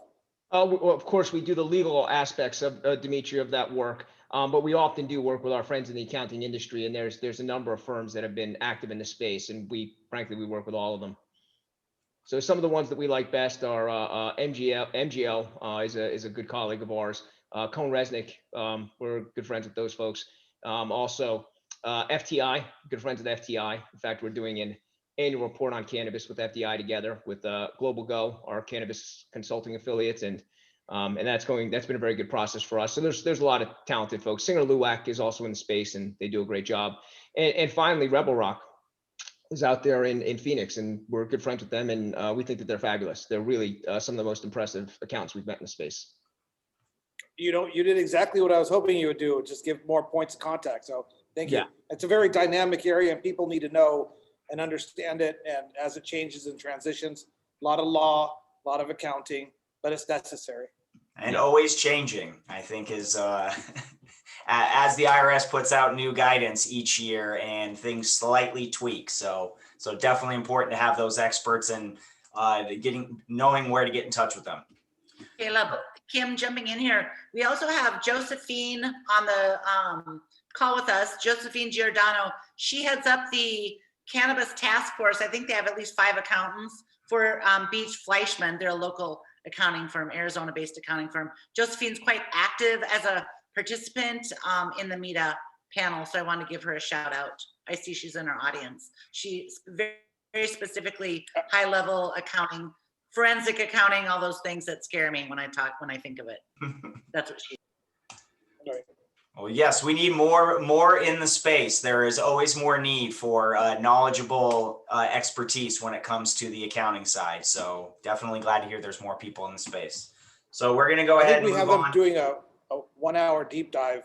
We have like 30 companies doing a 1 hour deep dive in May. So just create that and send it out there to the world. So 280 is definitely one of those. Yeah, and Caleb, to be clear, if folks have questions about 280E, they're certainly welcome to reach out to me. And if it's not a legal question per se, but more of an accounting question, we're happy to make a referral. Okay, sounds good. All right, I'm gonna go ahead and share my screen again. So one of the things we wanted to talk about, I'll leave this up for just a minute, some different advertising strategies, just laying it out for anybody who is unfamiliar with some of the different tools that are used in that toolbox. Coordinated marketing plans, email and text blasts, certainly social media, and some of the things that Kim had mentioned when we were getting started. We got traditional print media. And then the big one I know we're going to talk a little more about too is the vendor supported events. So I wanted to open up to Allie, especially with having a new brand that just launched. So walk us through the advertising strategy. What were some of the steps and what got you to the point where you were ready to launch? Yeah. So, I think one of the really, unique experiences you have in a startup industry is either things take forever or they happen overnight. And I think the same can be said for sometimes approach to certain launches, right?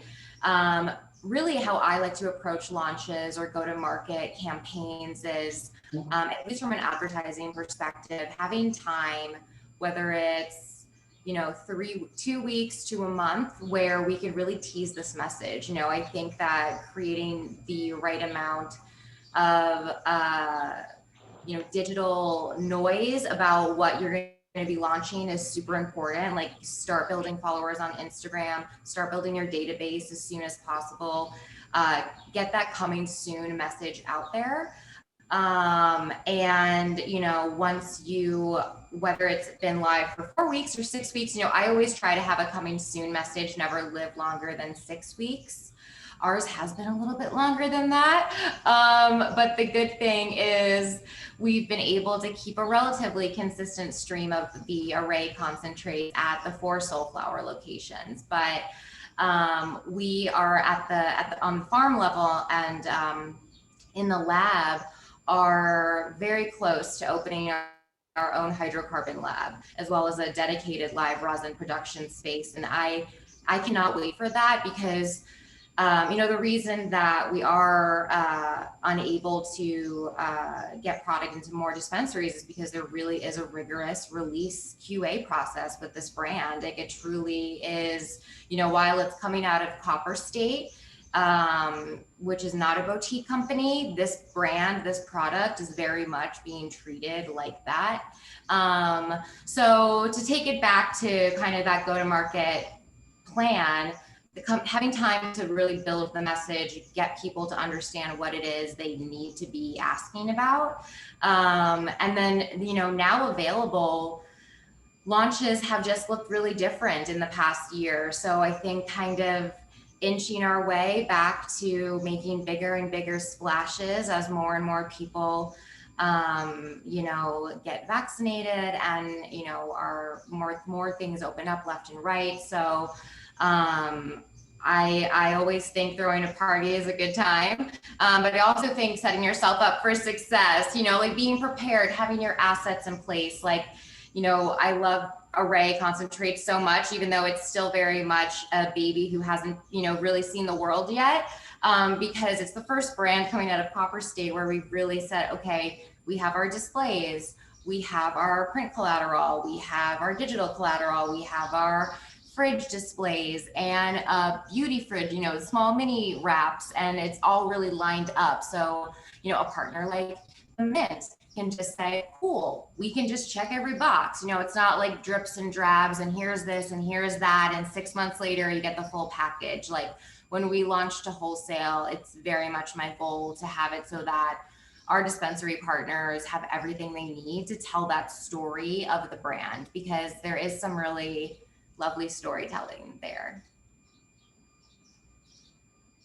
Nice. Thank you for sharing that, Allie. And as you can see, that there are a multitude of moving pieces and time frames, and times change, and you got to be fluid and flexible and understand that it may not go exactly how you planned, and have your plan B and C and D of what can I do to pivot a little bit? Because ultimately, I can say from the retail side, with new brands coming in, and I'm sure Raul can echo, I'm going to ask you this question here in just a sec, but coming in with a new brand and information and asking questions and not getting an answer back was one of the quickest ways to be like, well, I don't really see a need to have your product. If you can't even explain to me why I should carry it in my store, how am I going to explain it to any of my customers? Yeah, the magic starts internally. If we can't speak to things in a way that doesn't burn a lot of brain calories, no one wants to do that. And we're all on the same page. I think alignment in your communication, from your wholesale team to your bud tenders on the floor to your marketing director speaking on a panel, you all have to be aligned on what that communication is and what you stand for at the end of the day. Definitely. Yeah, So Raul, on that note, I'd love to just chime in. One, Allie, it's go great for to it. hear you talking about storytelling and that focus on branding, starting with the internal conversation, because you do see less of that in the cannabis industry, but that is one of the trends, going back to one of the earlier questions that we're seeing, at least in the cannabis industry, is that you are seeing that level of sophistication that Allie just represented, really starting to rise up more within the industry, right?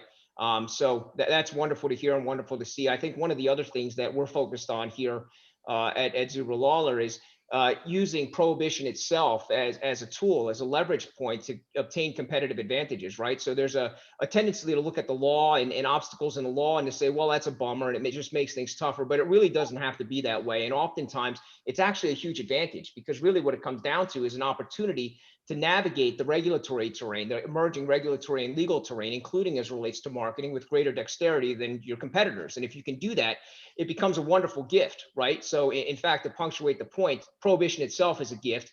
We probably wouldn't be here speaking today if prohibition didn't exist, and many of these companies wouldn't be here, right?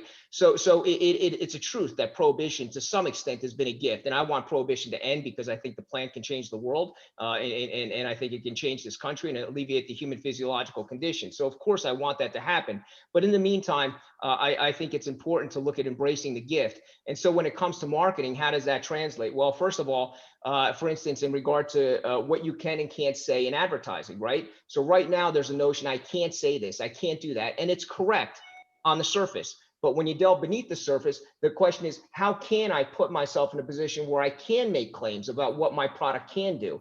And so that comes down to increasingly we're having FDA conversations, right? So one of our attorneys was the first ever in the country to obtain a GRAS designation for hemp seeds in foods. And obviously that's an achievement.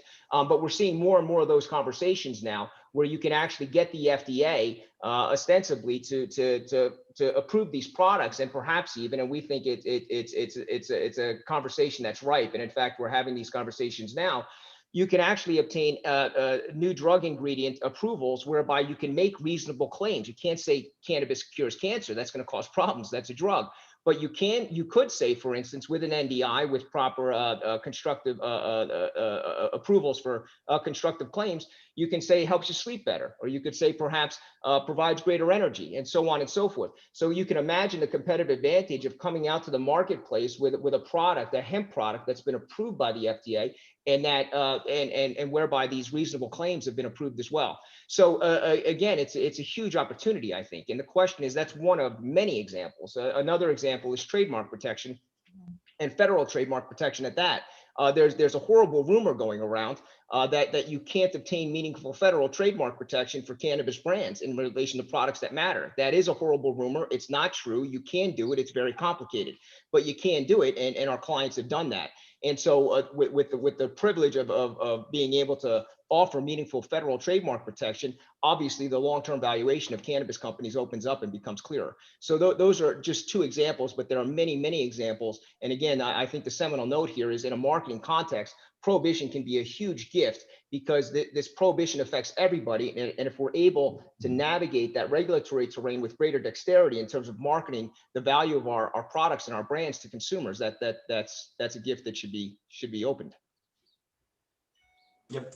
Thank you, Tom. Yeah, that's very, very great points. I'm up here in Oregon, and I know that we had some very, very explicit things that we couldn't do. And I did my best to navigate, because I didn't have a resource such as Zuber Lawler up there to be able to help me to navigate those. So thank you for that. There was a cannabis brand in Arizona back in March that laid out a claim in regards to being able to not cure COVID, but protect. I'm not sure what exactly the claim was, but then they ran afoul of the Attorney General. You guys remember that story? Yeah. That'll do They it. should have hired Zuber. Yeah, they should have hired Zuber Lawler first. Yeah, indeed. Thank you, Dimitri. I think their lawyer had to write some stuff to get them out of the AG complaint, and then I'm sure there might have been an out-of-court settlement or something to make it go away as well, too. yeah. So I might know more about that, but Yeah, and also that's an advantage too, just to avoid those problems, right? So a penny of compliance to save $1 of that type of expense, legal expense and other expense, right? So that makes a whole lot of sense too.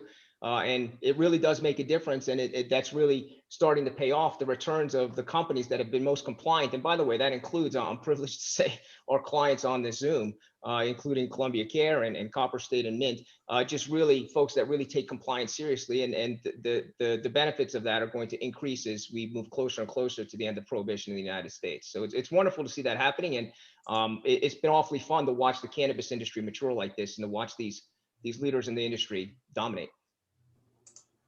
Yeah, I was gonna say, if you have, I call Ryan Hurley all the time. He will always pick up my call because he knows it's just like something that I want to gut check with him. And I think if there's any piece of advice when it comes to marketing cannabis, never assume that you can do something. Just confirm that you can do something. It'll save you a lot of pain and suffering down the road.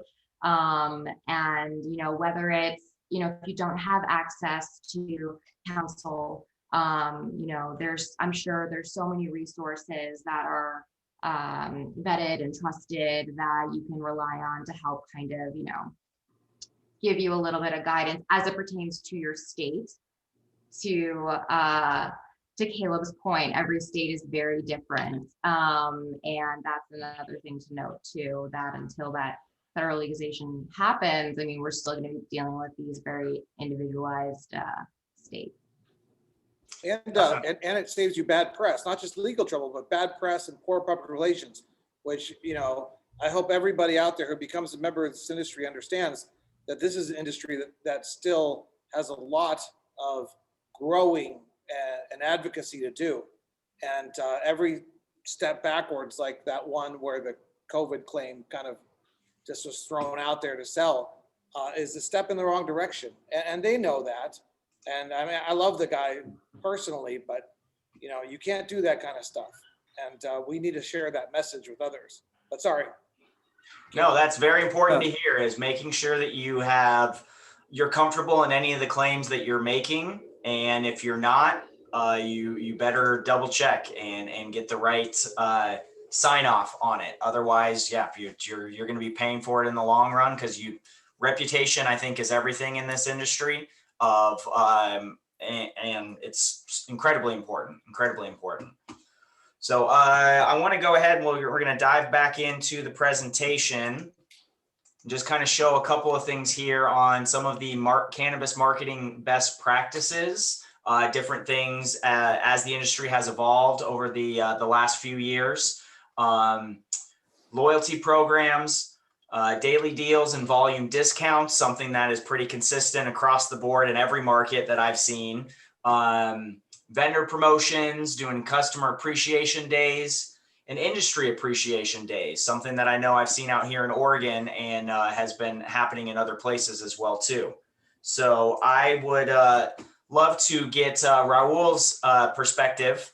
I know I'd asked a bit on what are some of the things that you've done in Arizona, and how did that translate to some of the other markets that you've gone and expanded into? We're really big on our loyalty programs. We probably have about 3 or 4 different loyalty programs running at the same time. We got a point system. We got one that's called the BOGO card. So every time you spend a certain amount, you get a punch on your card. And if you keep saving your punches, it increases the amount of your return. So you get a bigger return, a bigger BOGO. So once again, we have several. I think one of the biggest things that we do here is we really concentrate on our first-time patient. If I'm able to get you into my store, my goal from there is to get you to come to my store at least 2 more times. We feel that if we're able to get you into our store at least 3 times, you're pretty much going to become one of our patients or one of our customers. So we're really big on that, taking care of the patient. We're huge on notes. We really want to know that your dog's name is Fido, and that part of what you buy is to give Fido some CBD because he likes to yell or he's really stressed out when you leave to work. So all of that stuff goes into the computer, into our system on how we're going to retain these people. Another huge thing we do is we really get after our vendors to come in and play a part in standing behind their product. You can't get in your product into the mint unless you're willing to bring us testing. We know that you have a good reputation around town and you're willing to do some BOGOs or at least some kind of sale to put your product out in the market, get our clientele to understand what it is and how it works and you know what's great about your product, and having vendors on site that are able to talk to these people and once again explain to them why your vape pen, your edible, your concentrate is better than the next one. So it's a little bit of just making sure that they're getting all the attention, all the education. You need to be a source for education beyond the medicine, beyond the products. You want to be able to teach them. You want them to want to come to your store because at your store, they're going to get more. They're going to get knowledge. You know, they're going to be remembered. We're going to remember that last time you came in and you said you had lots of anxiety and, you know, how did the last product we offered you work? Well, you know, it didn't really quite take the anxiety away. Well, let's try this. Let's try that. So it's a lot about spending time, making sure that the customer is well taken care of and that the vendors that we're dealing with are standing behind their products and also want to help in that education of the patient. And then after that, you just become a source for information beyond just a product. And that's worked huge for us. Yep, definitely creating those relationships, vendor support, showing that they stand behind their brands and willing to come in and put in some of that legwork because shelf space is at a premium. I mean, there's no other way to say it. Chris, I want to get your perspective on some of the different deals, some of the things that you've done. I would love to hear some of the things you saw and like were able to implement, like that when you came in, new position, and here's some things that I want to make happen. Sure. So I think, you know, an array of things. I think, you know, some basic, like, you know, retail kind of marketing best practices to look at, you know, is how are you priced? let me back up. So I think the first thing is just curating your menu, right? And I think Raul spoke to that a minute ago, pretty well articulated. You have to have products that are serving the customer needs, and the customer needs are diverse, and diverse not just in application, but also in economics, right? Like not everybody could afford, a $55 eighth, pre-tax. So there are, there's diversity in needs, and curating your menu to support those needs is important. I'm fortunate that I work for, a vertically, integrated operation. So I control my flower supply chain from, ultra premium cannabis to cannabis that's affordable.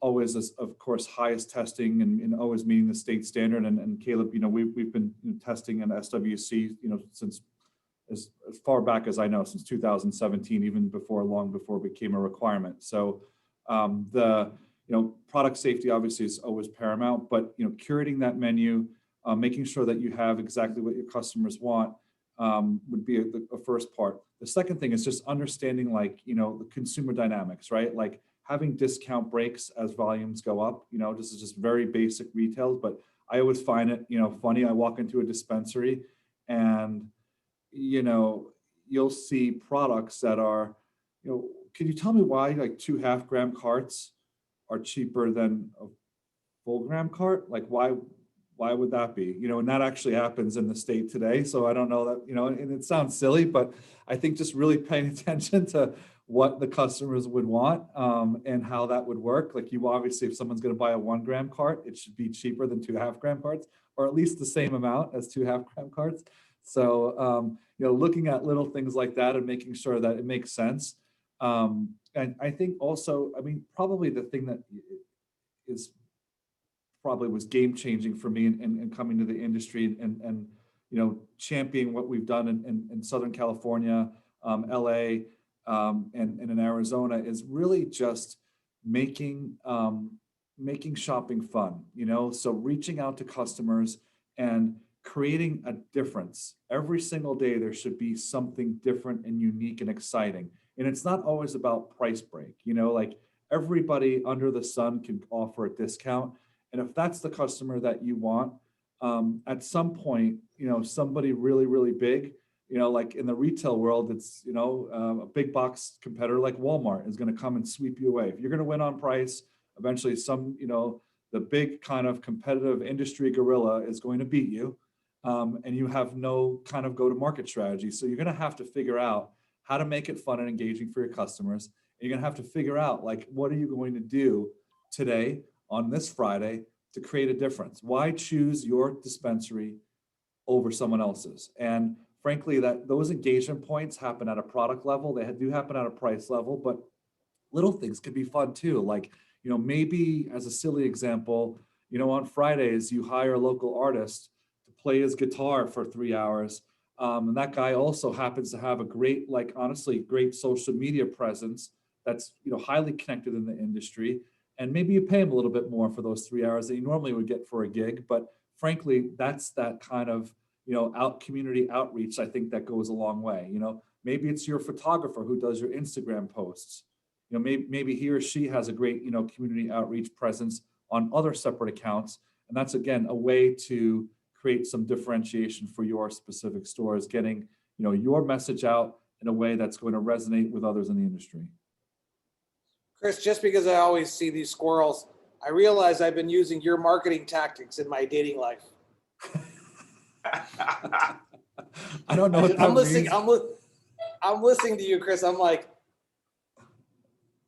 sorry. I'm just being transparent. You crack me up. I don't know what that means. when I watch this again, I'll look for that. But no. I haven't been using his Raul's loyalty thing, the return customer. I was listening closely to you. Yep, it's I think the biggest thing I heard from you there, Chris, is positioning and understanding that it's price isn't everything, having available options for all the different customers. And if you're going to get into a price war, actually happened to me, where there was a dispensary less than a quarter mile down the road, because they're very concentrated in Portland, that was constantly just trying to undercut. They copied our deals and made it like it was $1 cheaper. And I kind of had to come to the realization of like, well, I'm not going to go into this battle. Let me see what I can do differently to create a better relationship. And people are going to come here. We used to have people drive across town to spend $5 more on our joints because we did a joint naming game and they loved it. So little small things like that can create that experience for everybody. And it makes the difference. That's how you differentiate. Yeah, somebody mentioned earlier about like stewardship in the industry. And frankly, it goes beyond just making smart decisions to protect not just your reputation and the industry's reputation, but also, making smart decisions that don't necessarily create chaos for the customer, So if everybody every day has a price break on 3 different items and this day and that day, and it's a morning text and an afternoon text and an afternoon, right? It just becomes noise. And if I do it, then Raul's got to do it, and then you've got to do it, and Ali's got to do it. And frankly, what is that really helping anybody? That race to the bottom is futile, right? Escalation commitment. I've got to do it. You've got to do it. Everyone has to participate. And eventually we're just running in a circle. No one's going anywhere. We're going really fast, and we're actually, our destination isn't changing one bit. And our traction to helping customers isn't changing one bit. So, I completely agree. I think, you've got to figure out what your 2 legs are going to be, how are you going to stand on them firmly, and what is your point of differentiation for the customer, and work that angle, just stay at that angle. Of course, a sale from time to time is important, but that's not the end all be all. Couldn't have said it better myself. So, Parisa, I would love to hear about some of the, you had mentioned earlier about helping to tailor some social media campaigns, and I would love to hear just of some of the things that you've done for your clients on that front. Yeah, I think just focusing again back and reiterating what Kim said about knowing your audience, making sure you know your brand as well, your brand message, your story, and staying true to that on social media as well. I think that's imperative when building any brand. So also, like any trend, I know you had asked earlier about trends, and I was going to say the one thing that stays consistent with any trend is the fact that you need to be consistent with it. So whether it is TikTok or Reels or Instagram, it doesn't matter as long as you're staying consistent with reaching your audience. I think that's the most important thing, because difference, like for example, with Instagram, it will have a priority over one. For a while it was lives. Lives were super popular. You got priority if you were utilizing that feature. So whenever they come out with a new feature, I also recommend, exploring new territory that way as well. You'll see that you can really ride that wave and grow your audience on your social media platforms. You have to be, agile. There we go. That's the word. You got to have agility in this industry. And being able to pivot, as everybody's mentioned, that's the main thing. And going into this knowing that, it may not be the way you imagined it to be, and just having that flexibility to kind of roll with it. Yep, I can attest to that of there is no way you're going to be able to answer every question about a campaign for marketing. There will always be about 2 or 3 that you didn't think of. Just saying. That used to happen to me all the time. First couple times used to frustrate me. I'm like, how did I not think about that? And then I realized it's every single time. There's always going to be something, because nobody can think of everything. So another one of those perfectionist things I just had to get over. So I want to go ahead and shift over. Oh, Raul. Yeah, go ahead. I want to talk about something that's been working incredible for us that we've been doing basically since day one. When I first started doing it, it was kind of hard because it was basically events and creating events. And in the beginning, it was difficult because nobody wanted to go to them. Nobody wanted to have their brands there. And I'm not talking about cannabis brands, other brands. But we've been doing a lot of events lately, and it's been working incredible. We're doing an event May the 5th. We're going to have a car show here at the Bill Road location. You're all invited, by the way. But we're going to have 250 cars out in the parking lot, and it's going to be a vendors event. It's going to be a smokers event. We're doing I think we're out on April 24th, 25th, and 26th, 3-day camping event out at Hidden Lake. And there's going to be all sorts of bands, everybody coming. We got the entire peninsula. We got some pontoon boats. They'll be picking people up off the beach, taking them over to the peninsula where it'll be the smokers area. We got a big giant, I think it's a 100-foot screen that we're taking out there to show movies. People will be able to hear them on their cell phones on radio. We're at the Golden Margarita for First Friday every month. We'll be there tomorrow. Our events have been really killing it for us. And the cool part is that almost all the people that show up are actually smokers. And we hand out the swag, the lanyards, the backpacks, the shirts, the jackets, and it's just been killing it. And it's real cool. The other day I was out in LA and I'm about to jump in an airplane, and I literally stopped from walking into the gate because somebody was walking by with a mint shirt on. You know, that's really cool to see those things and how far some of that stuff reaches. And the events have been incredible. And anytime that Mint has an event, and I don't even care if you're another dispensary, you're all welcome. We just feel that dispensary going to pop up and they're going to open wherever they open. We might as well collab and work together, and we're going to do all we can to maintain and keep our customers. And I'm sure the next dispensary is going to do the same, and we're okay with it. There's enough for everybody. Yep. Raul, so we're having it's like a $1,500 pop-up tent, 10 by 10 with Zuberlawler, Scottsdale Community College, Weed Maps, Copper State on it. And, but it's all about social equity.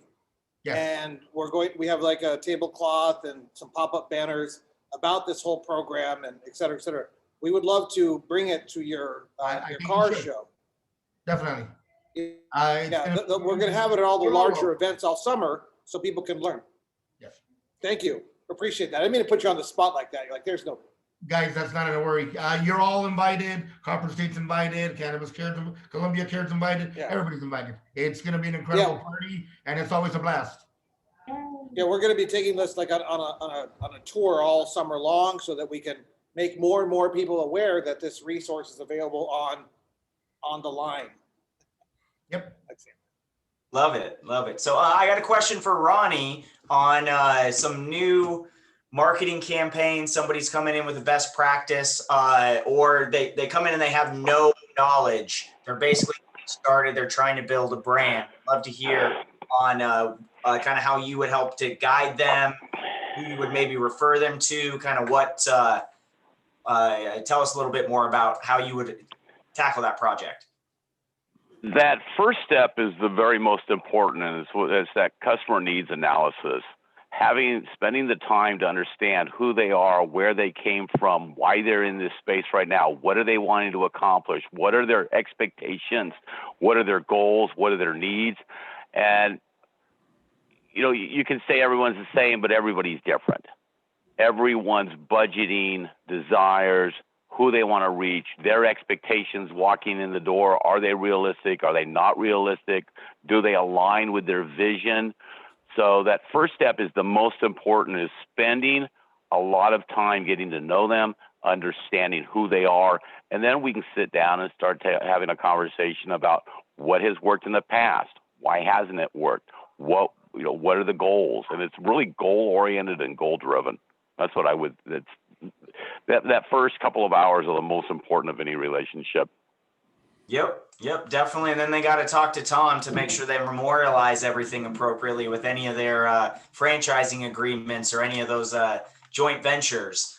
So I'm sure that you deal a lot with that. So, yeah, Ronnie, okay, I know we're getting close. We got about 15 minutes or so. So I wanted to touch on one of the big pieces that we've talked about a bit here today, which is, don't you love my graphic?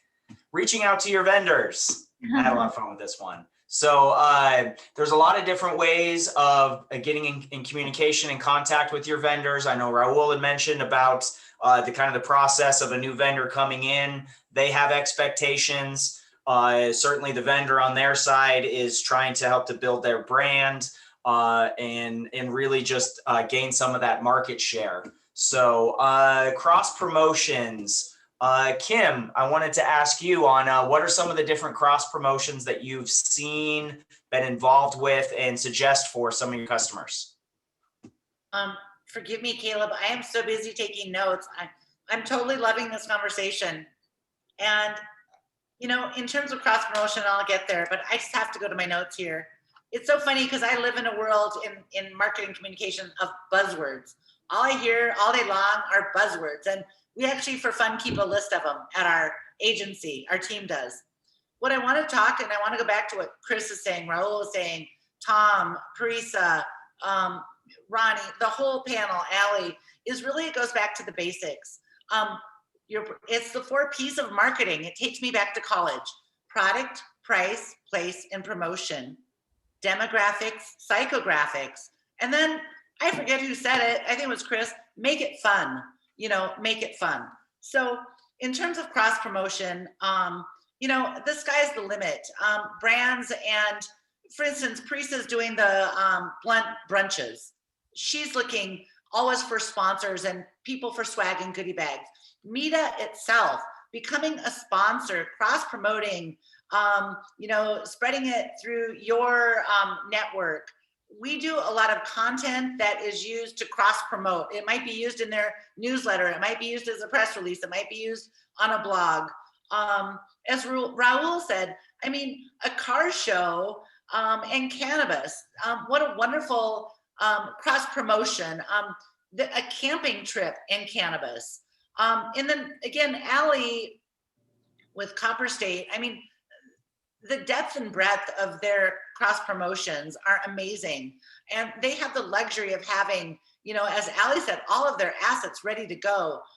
So I guess in terms of cross promotion, you know, again, always considering compliance first. Compliance, safety, making sure you're insured, making sure that everything is compliant, that you have your contracts in shape with Tom there. So making sure that your promotion is within compliance for your location. But anyway, sky's the limit for cross promotion. But go back to the basics. Understand your customer. Keep it simple. They're buying from people. Anyway, I get so excited. I'm going to mute myself as I say. Here I go. Yeah. I think too Sorry. that, you know, vendor relations, you know, to me, the strongest partnerships that come to be are the ones where you really have a strong two-way share of information, communication. You know, when you're working hard for someone and they work hard back on your behalf, like you build really beautiful, strong foundations. And I totally am a fond believer of, you know, we're stronger in this all together. So I love pulling in, you know, whether it's I'm working with the wholesale team on, you know, a promotion with multiple dispensary accounts, or we're doing something internally at Soulflower with, you know, Timeless or whatnot, or Grow Sciences, you know, making sure that we let our database know we just got a Grow Sciences drop, like go check it out. You know, making sure that we support them in that capacity also helps us get that traffic through the door too, by giving those shoppers what they're looking for in that moment. So really that, you know, I think enhancing any cross promotions is that strategic targeted promoting of whatever it might be. And I think at this point, we've really graduated away from certain aggressive deals. Like we have deals, but maybe they're less aggressive or there's not as many of them. But it opens up, I think, other opportunities to celebrate the brand and get strategic with communication and then that immediate traffic result. Yep, definitely. So go ahead. So Dimitri. we're at the point I need to give everybody a minute or two to talk about, you know, who they are, how to reach them, any final thoughts, etc. We always do this in a different order. Caleb, why don't you take a minute to give a final thought, and then we'll go through and give all the panelists. Take a minute and a half so people get to know a little bit more about you. By the way, I did this wardrobe change for Tom because I did go to Boston University, so I play a lot, but it's okay. I love it, Dimitri. You keep it fun, and that's the whole goal here is to have fun in what we're doing. Isn't that what Chris said? That is, yeah. We work in cannabis. We get to sell and be involved with this magical plant. So it's it's a dream every single day. I'll echo what I've heard from a few others. I wake up every day just loving what I get to be able to do. So I got my start in Arizona's medical industry with SWC. Have been fortunate in order to help and work with clients across the country, everywhere from Oregon all the way over to Florida and Pennsylvania, throughout the Southwest, and just really able to help them to understand and going into with each client of who are the people that are involved. And once you figure out the people that are involved and the message and the vision that they're trying to bring, then you can start to make certain changes to operations of here, maybe try doing it this way, and making suggestions that that are going to actually be well received versus just getting that brick wall of defensiveness when you come in as I'm here to change everything that you're doing.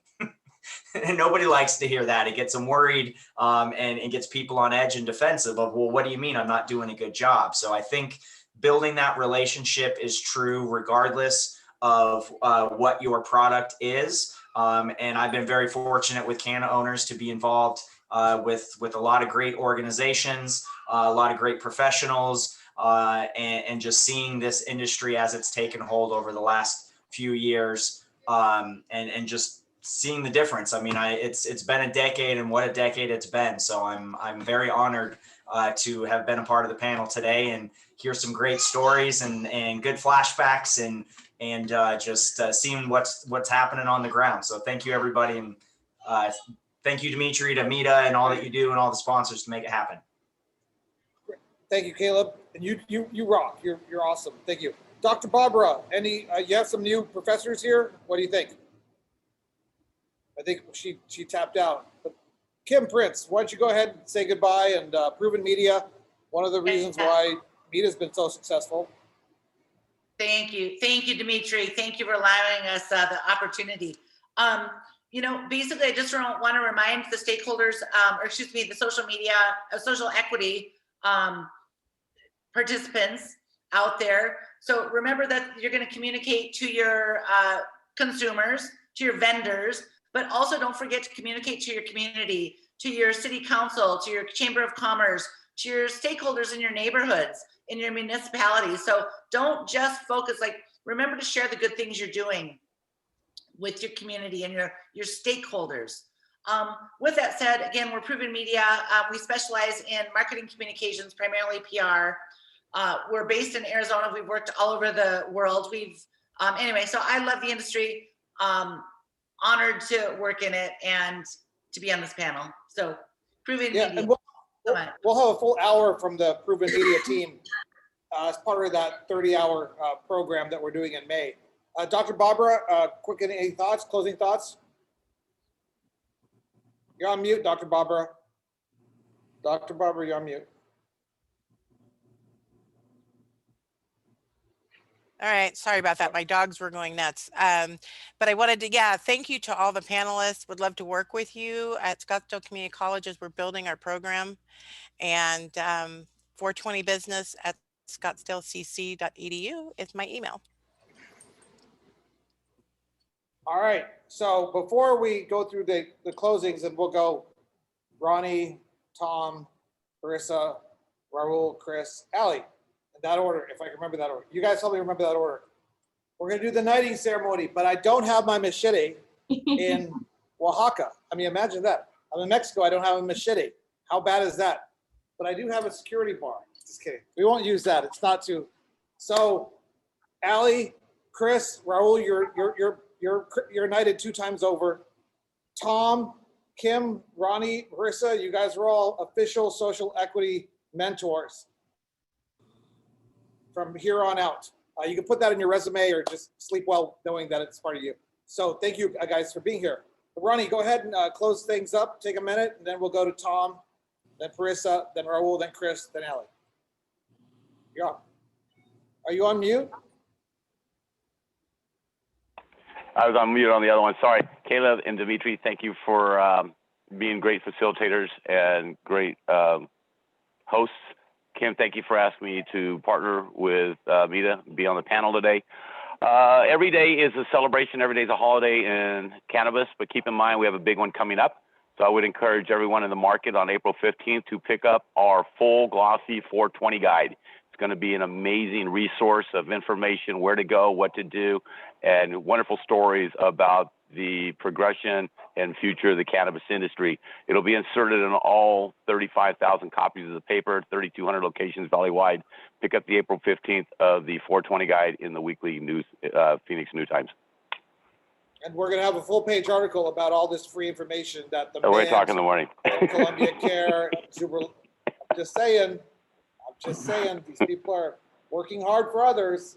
I'm working hard. Thank you, Ronnie. We'll talk in the morning. Thank you for being here. Tom Zuberlawler, thank you for your support. It's been amazing. Go ahead, take a minute or two. Dimitri, thank you. And I want to say also thank you very much for having us, Dimitri. We think MITA is great. I want to say also on behalf of my partners, Janet Jackham in Phoenix and Robert Mandel, two of the finest cannabis attorneys in the country. So grateful that they introduced me into this friendship, this relationship. So really, Dimitri, thank you, and thank MITA very much. I'd also like to thank Columbia Care, Chris, and I'd like to thank Raul and also Ali. Great pleasure to be doing this panel with you, and it's obviously an honor to work with such great companies. And on that note, I'd like to end with a bit of advice for the social equity folks out there looking to build businesses already with established businesses. The key thing that we've seen over the past 15 years in this cannabis industry, we watch many companies start very, very small, and they're now multi-billion-dollar companies, and we watch many companies fail, and we watch companies blow through 9 figures in record time. One of the key distinguishing factors is executive talent. So you see that here, and it's no mistake that these companies are successful. They brought on that executive talent that helps them thrive. But I can't emphasize enough that you really want to make sure that you're bringing on 2 types of talent. One is intimate familiarity with the cannabis plant. So if you're getting started here in Arizona, there's some expertise that's obviously indigenous, but you may actually want to also look outside of the state and import that indigenous, that talent, that familiarity with the cannabis plant. And the second is non-cannabis executive talent, right? Folks that have actually grown companies on a much larger scale than it's possible to do today in the cannabis industry in the context of restrictions in terms of interstate commerce and so on and so forth. So really the companies that we've succeed best, they have both types of talent, the intimate familiarity with the cannabis plant, and also that non-cannabis higher level executive experience. And combining those 2 things we've seen it's really been a marker for success. And that's the best advice that I could give here. And again, this panel is an example of that talent. Yeah, and you guys also, it hasn't been mentioned, Robert Mandel is with your firm, and he's one of the guys responsible for defending the whole industry. I think he wrote Dr. Will Humble's brief for the Jones case, was it? Yeah. Yeah, so you guys. So I'd love to give a plug to my friend and partner, Robert Mandel. For folks who don't know, and I love bragging, Robert's too humble to brag, so I'll brag for him, but he actually argued the Arizona Supreme Court case that kept all of you smoking weed. So from Robert to everyone in Arizona, that's that's obviously quite a service. And that was obviously he's an incredible attorney, appellate and litigation attorney. But also part of his job today is turning down free weed, because apparently when he walks into dispensaries, he's a bit of a rock star, which I think is just fantastic and brings me great joy. Just think about Robert turning down the free weed whenever he walks into a dispensary from grateful citizens of the cannabis community there. I wish I had met Janet and Robert earlier. Hundreds of thousands of dollars into litigation, fighting somebody who claims that these dispensary licenses have no value. Imagine that. So We'll see. Eventually, we'll resolve that. But Tom, thank you again for your sponsorship, your support. And we'll be partnering all summer together with Copper State Weed Maps, Scottsdale Community College. I think actually, like some other big names are going to come on board, like Scott's Miracle Grow Hawthorne and Akerna and Dama, and we're talking to all of them to get more. We need more publicity to reach more people, because that's hard to do. But we're going to get there. Parisa. Thank you. Again, my name is Parisa Rad, also known as the Marijuana Mama. I am a marketing executive and a influencer as well. So I would love to connect with the new social equity folks and give them some advice, help them even perhaps through some partnerships we can create, as well as I am president of a edibles company and skincare. So if they're looking for new vendors who are also women or minorities, we would love to partner as well. So reach out to me. You can find me on Instagram at Marijuana Mama, or on Facebook, the MJ Mama, or you can just look me up on LinkedIn, Parisa Mansouri Rad. Thank you. So I always, Parisa, I'm sorry, it's Tomato, Parisa. tomato, it's okay. It's totally fine. You can call me Demetrio. I'll just call you D. You could call me P, and we'll be good. Okay, that's good. You could be the fifth P. Okay. You see how I tied that back to Kim Prince? I'm getting better at this. Yeah. She forgot me. Thank you again for having the sixth P. Oh, shoot, that's right. Oh no, that fifth P was you. Okay, sorry, Raul. Your turn. I just want to say thank you to everybody for being on the panel and for taking your time to do this. And I want to thank Caleb and Dimitri for inviting me. It seems like one of the biggest things the panelists should be paying attention to and learning is this community, the cannabis community, is real small. And everybody knows everybody. I probably have had something to do with almost everybody in this panel in some way or another. Ronnie New Times, I've advertised with them before and plan to do it in the future. And we were named best dispensary by them. Janet Jackham is our lawyer now and has been for years. At Copper State, they're one of our best vendors, and we're happy to be partnered up with them. Parisa, we carry her edibles in our dispensary, and that's another thing for the panelists and something that was said earlier. It's very important who you know, and a little bit more than other things. I had actually been hit up by 420 Medibles probably 3 or 4 times, and they went through the right routes. They went and talked to our vendors. They showed up. They dropped off. All of a sudden, I get a call from Parisa, and she's in our dispensary 5 days later. It really has a lot to do with who you know, and I trust Parisa, and she's an incredible person, and I was happy to help a female in the industry on top of that. So be nice to everybody you ever meet. Be respectful to anybody you ever meet, and understand that you will run across all these people again soon. And Chris, hopefully we'll get to do something soon. Kim, same thing, man. Thank you, Raul. You're awesome. Chris. Again, Chris Raz with Columbia Care. I spent a little, again, refreshes. I spent 20 years in, consumer retail and marketing and CPG. Cornell University graduate, and did some postgraduate work at Dartmouth College at Tuck. Tuck School of Business. I'm, like I said earlier, I'm incredibly blessed to be in the industry, and I'm committed to, as Columbia Care is, to social equity and supporting the cause. Please reach out to me if there's anything that for the applicants out there, either pre or post application. Reach out to me if there's any type of support you need. I thought,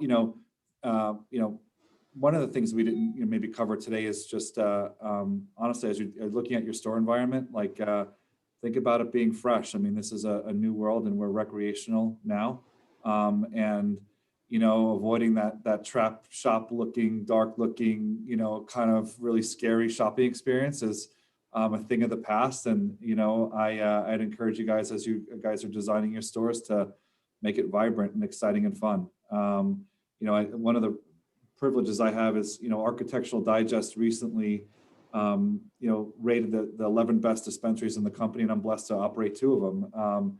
And the customers really do appreciate a really bright, vibrant store. So keep that in mind as you guys are designing your shops. Always happy to help. And Dimitri, Caleb, thank you for inviting me today. Outstanding job. Tom, thank you for you and your law firm services. It's you guys doing a fantastic job for us. So Kim, Ronnie, Parisa, Raul, and Ali, thanks for being on the panel today. I thought you guys had great content, and it's great meeting you, and I hope to do business with you in the future. Ali, go ahead. I left Dr. Barbara out of it. Dr. Barbara, if you would ever, I'd love to, if you're ever doing something academic with your class, I'd love to help there too. Yeah, we're getting them ready for success. completely echo that statement. I think creating those type of programs, really just work towards everything that, so many of us on this panel and just in the industry and the community have been working towards. And that's, chiseling away at the stigma that exists. And I think normalizing and making education accessible is such a crucial part of that transition. So I'm Allie Marconi, Marketing Director for Copper State Farms, Soulflower, Good Things Coming, Array, Concentrates, and DNA Genetics. Thank you all so much. It was such a pleasure just getting to see everyone's face on the panel and getting to meet some people for the first time who I haven't yet, but have communicated with. And to all of the viewers, just, consider MITA and consider us as resources. We really want to be in a position to share information. I think, like I said earlier, working together, we're stronger, and having that two-way share of communication just, makes us ahead of the curve. Thank you, Copper State, Weedmouth, Scottsdale Community College, Super Lawler. Now, this is going to have two endings. So the first ending is, this concludes the social equity panel. We'll see you next week. We'll see if it makes it to the cutting room floor, because Destiny, who does everything, tells me that sometimes I'm a little too silly and a little too honest. But this is my view the entire time during our panel discussion. She said, "No, you don't want to be on the beach doing a serious format." So anyways, but it's been a great pleasure, and I've really enjoyed it myself. And we hope to see you guys April 28th. Talk to you soon. Thank you. Yeah, everybody.